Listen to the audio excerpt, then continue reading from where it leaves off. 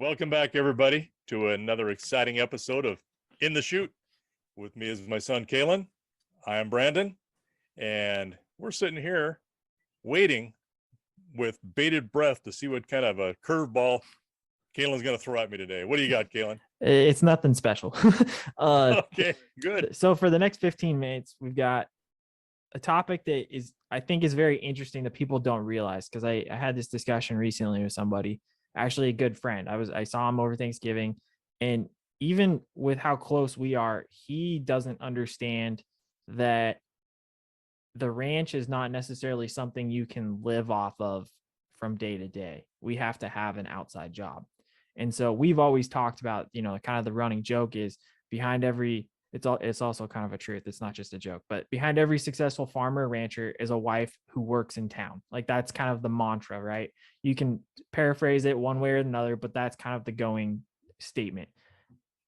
And to me, what I was thinking was, it's interesting how I'm looking at transitioning from the military in about 2 years, and I'm already trying to prep like how I'm going to get a job and this and that. But the two generations before me, it was my grandfather driving to town, in town Billings, about 60, 70 miles away. And he drove that every single day to be a professor at the College of Technology in mechanics. And then he took care of the ranch on on the side, so to speak. And then there's you who did the same thing as a warden and then working at the refinery later on. And that those jobs helped kind of keep it going. And so I wanted to kind of talk about, what was it like to work from an outside job, and like what was kind of the daily grind? Like, okay, go do chores, do the job, come back, do the chores, anything else? Like, how does that work? What's the process? What's your timeline kind of look like? You do nothing but work. Yeah, exactly. When I was a warden, for instance, one thing about let's go to your grandpa, my dad. My mother worked in town as well. She was the county treasurer. Um, Dad worked in town, but he had the summers off.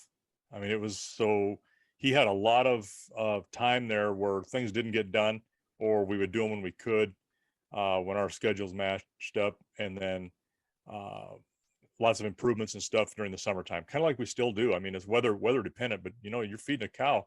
Cow doesn't care whether you got a job in town or not. They need to eat. And so one of the things we had was a lower number of cows at that time. Of course, the economics drove that, and they're kind of driving that again. If you've been following us, that cattle markets are bad, drought, high price of hay. Everybody's dumping cows. So, but we had a lot of the horses, and he trained during the summer. I trained, summer and year round, except for the really cold months of the winter, we didn't train. But, he's up at 3:30 in the morning and getting ready, taking care of everything, going to town, teaching, coming home, mid-afternoon, because, it was a typical, like a educational type setting where he's out at 2:30 or 3:30, I guess, and then driving home and then taking care of things in the evening. And you do that every day.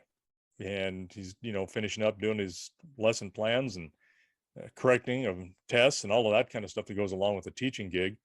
And then, taking care of making sure everybody's okay at night, get up, do it the next day. And then the weekend comes, and then you catch up on everything you need to do during the week. That's kind of the way it goes. And then summertime, as I said, for myself, when I was a warden, that job it's a lifestyle. And I think maybe you remember some, I don't think Braden remembers a lot of it, but when that phone rings, you got to go. You're on call 24 hours a day, 7 days a week. There's no getting away from it, or very little chance of getting away from it. And you never know when somebody's going to call, and you gotta respond to a call. So there's that, and then you work a regular, whatever hours you want. And sometimes you're scheduled in at an office and you have a big meeting or something. But the life of a warden is really not being predictable about when you're working. That's part of the gig. And so, you may not start work until 1, 2 in the afternoon. Or you may start work at 4 a.m. You don't know. I mean, you vary your times and your day. So I would work the trainings and the work around that. And most weekends you're working. I think we had one weekend a month off. That was not, you were expected to work on the weekends because that's when a lot of people are out. So you'd get one weekend a month off, and hopefully you wouldn't have any calls on that, which didn't always happen. You know, sometimes it was luck of the draw where you'd have some off, but then you're able to get other things done, work more horses, you know, catch up on some of the things that you couldn't get done before. But summertime is a busy time.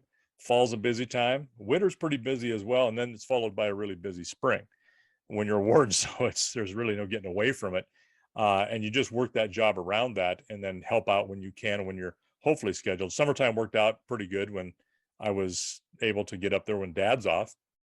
Then I could help him a lot. I mean, it really didn't matter. We could get a lot done. Then I transitioned, left there, caught a guy poaching, and treated him like I would have wanted to been.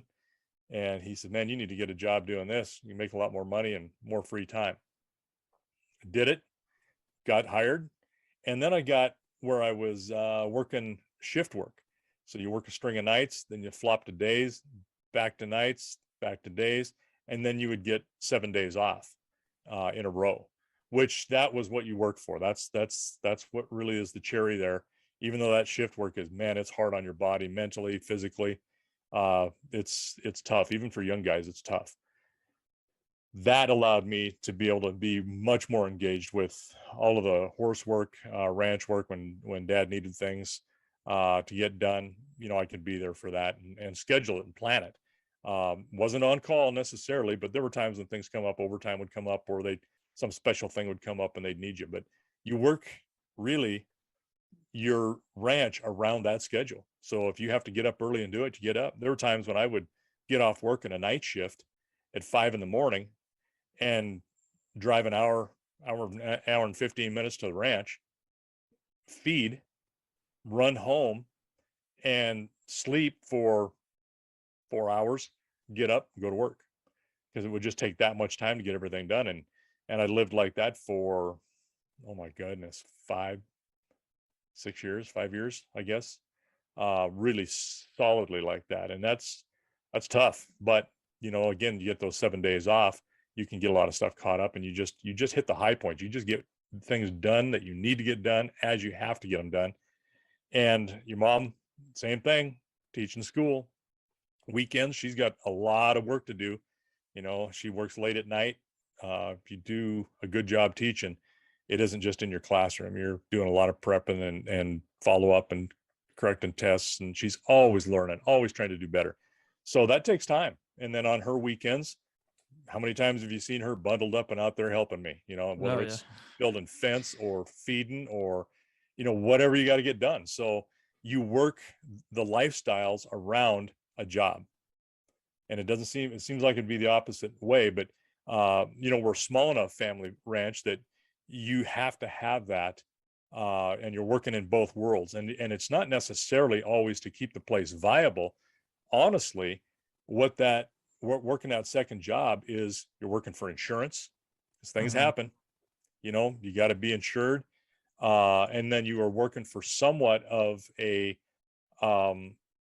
either a pension or trying to save some money so that you can actually live life later on and be prepared to leave the place and leave it to, you know, the next one's coming in. And so it's all about prepping for your future, like any other job is. It's just that you got an extra one in here that might suck some money out of out of your plans some days, and other days it's not. Yeah. Well, it's very complicated. It's very dynamic, and it is absolutely exhausting. I think that what you brought up is probably the best part is that second job is really what the most important part probably out of all of it is the insurance aspect, and then the being able to try and save for a retirement later on versus necessarily. I mean, it does help keep things afloat, but like those are the two big ones, is like, you know, healthcare and then the future stuff. But like everybody just always assumes like, oh, you have a ranch, you're rich or something like that. And like, no, that's not the case. Like, but I wanted to bring that up because I thought it was important. Yeah, and how many times have you seen us, not just when we've had a good year, be able to put money back into the ranch, but taking money from our personal, Yeah. money that we've made outside, and really to us, it's an investment into the place to either do some more improvements or something with animals, or, something to make it easier or more viable or better. Yeah. Well, I think that's a good note to leave it on. So we will put that conversation to pasture.